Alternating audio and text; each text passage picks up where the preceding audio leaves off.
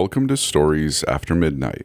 Today we're going to be reading a story called I Moved In With My Girlfriend Recently. I Don't Feel Safe Anymore by TJPI from Reddit.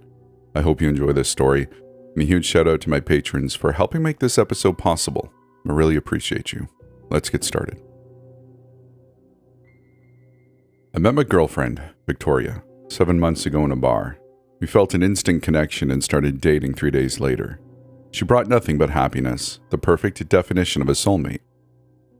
So when I graduated from university, we both agreed to move in together. She's 2 years older than me and was already working, so I moved into her house. However, after moving in, everything went downhill. The first incident happened on the first night of moving in. Victoria works the night shift, so she was getting ready to head out. "Babe, I'm off to work now. Just to tell you again, the neighbors next door get a little cranky at night, so just ignore them," she said sweetly. Yeah, I get it," I responded. I gave her a kiss goodbye and she left, leaving me alone in her house. I sat down on the kitchen table and got to work. For my context, I work remotely as a character designer for a video game company. It was peaceful for a few hours until the clock hit 2 a.m. The cranky neighbors began screaming profusely. I couldn't hear what they were saying, but it sounded like an intense argument. I tried ignoring it for a while, but eventually the sound became unbearable. Banging was heard on the walls, glass shattering on the floor, followed by more screaming and arguing, so much so that it sounded like multiple voices overlapping each other. I tried blasting music in my headphones, but that didn't help. Eventually I couldn't take it anymore, so I called it a night and stopped working. The next day passed by in a flash. I chose not to tell Victoria about the neighbors since it was apparently normal and I didn't want her to think that it bothered me so much. It was her house after all.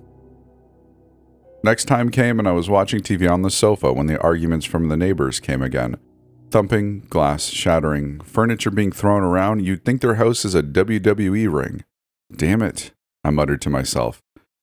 Suddenly I started hearing banging on the door, followed by a blood-curdling scream. "What the hell?" I said while pausing the movie I was watching. The neighbor was trying to break into the house.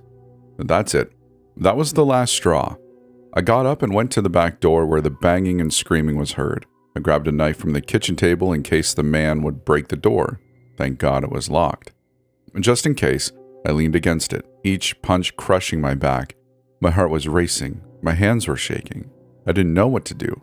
For all I knew, the man could seriously hurt me. It felt like an eternity before what I'm assuming is a man stopped banging on the door. Concurrently, the screaming stopped, and it was silent. "The hell is going on?" I muttered under my breath. There was no way I was going to live in these conditions. I decided that I was going to confront Victoria about it when she got home. With that in mind, I made sure all the doors were locked, windows shut, and went to bed. A few hours later, at 6 a.m., my girlfriend got home and laid down in the bed next to me.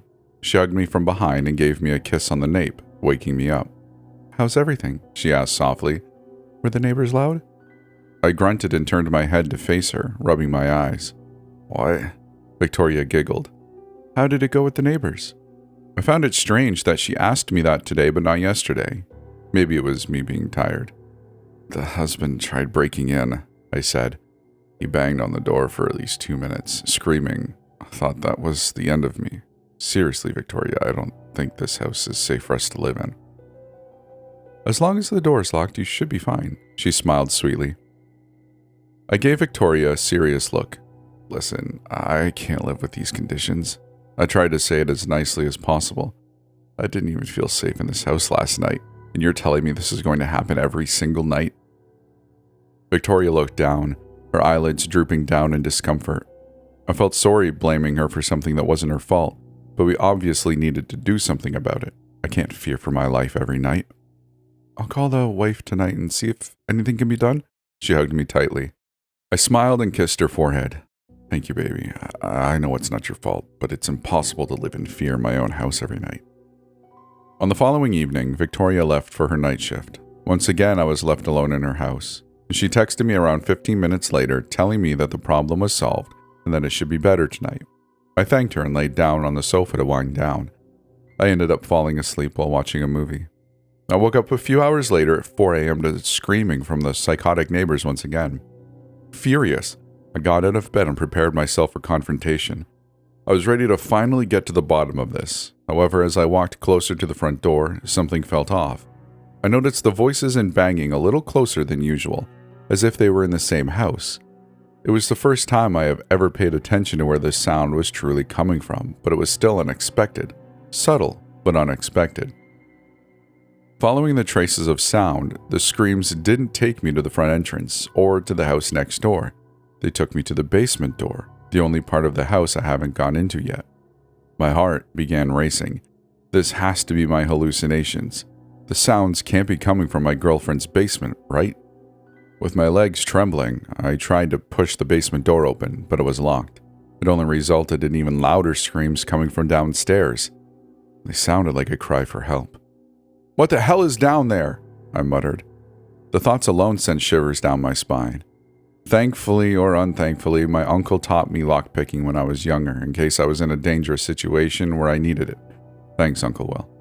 So if there has ever been an opportunity to use that skill, it would be now. I took 2 paper clips and started fidgeting them inside the lock.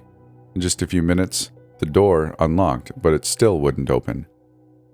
I looked around the house for anything I could use, until I found a crowbar. Using all my might, I pushed the door open. And looking back, I wish I hadn't. Instantly, I heard loud, blood-curdling screams piercing my ears. Screams that you would only hear in the movies. Covering my ears, I forced my way downstairs, and what I saw was horrific. Dead bodies of dozens of guys were organized in a line on the floor across the basement. Worst of all, every guy there looked to be around my age, many looking like the exes Victoria had talked about in passing. Above them was a jar. Inside, it looked to be their faces with a large glow surrounding them. They were screaming in absolute agonizing pain. From what I saw, it looked to be their souls, the sealed, trapped souls of innocent men facing endless pain in their afterlife. The stench was unbearable. Their bodies were bled out as if everything inside of these men were sucked out to leave only their pure skin. Despite that, their faces were somewhat recognizable, each body neatly placed to keep its original shape. Their names were written in blood in front of each body. Jack, Noah, Michael, etc. Their screams sounded more like gasps from up close. The room was so loud, I was getting dizzy. The screams only got louder. It sounded loud enough to screech into my brain. My mind went blank, my body shaking at the thought that this was my girlfriend's creation. It got even worse when I got to the end. Another name written in blood, with no body behind it, as if it was still being prepared. Dylan. That was my name. I then got a notification on my phone. A message from Victoria.